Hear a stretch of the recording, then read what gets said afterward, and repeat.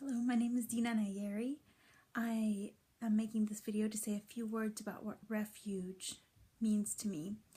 As a refugee, I guess in the most literal sense, refuge means freedom from physical harm, from danger, being, I guess, taken away from something,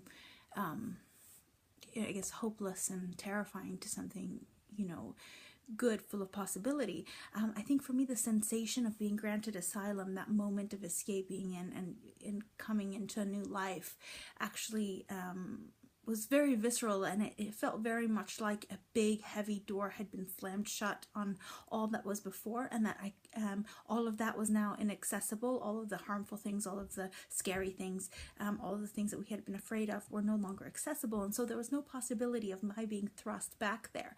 And so I could actually let go of a lot of the mental crutches and a lot of the self-protective kind of devices, I suppose, that I had in my mind. I think, refuge is so much about a mental place also, and I'm exploring that actually as I write my next book. But for me, I had a lot of little things that I used to protect myself. I have a bit of OCD, and I'm a very anxious person, and my OCD and my anxiety would always ramp up at moments of uncertainty in my life. But as soon as I came to the next place and I felt accepted and the possibility of a home in front of me, those things receded, and I was able to come to a place of creative possibility and imagination. So for me, refuge actually means creative freedom, the ability to,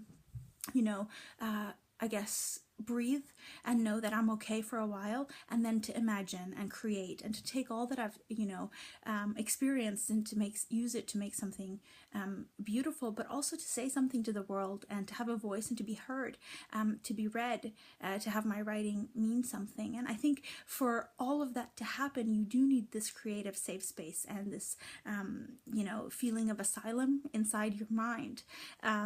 Those dangerous times, whether they be because you're a refugee or because you are in some other kind of frightening transition, which actually I've been through 2 or 3 kinds in my life, those times are actually very times of I think creative poverty, and there are times where you're taking in a lot, but it's very, very hard to sit and be free and imagine, and so I think for me, those times I take in all that's around me, and then the moment I achieve refuge, the next place that is going to welcome me, that's when my imagination soars, and I feel able to be a creative being instead of one that simply survives. And I think that is a much, it's a richer existence.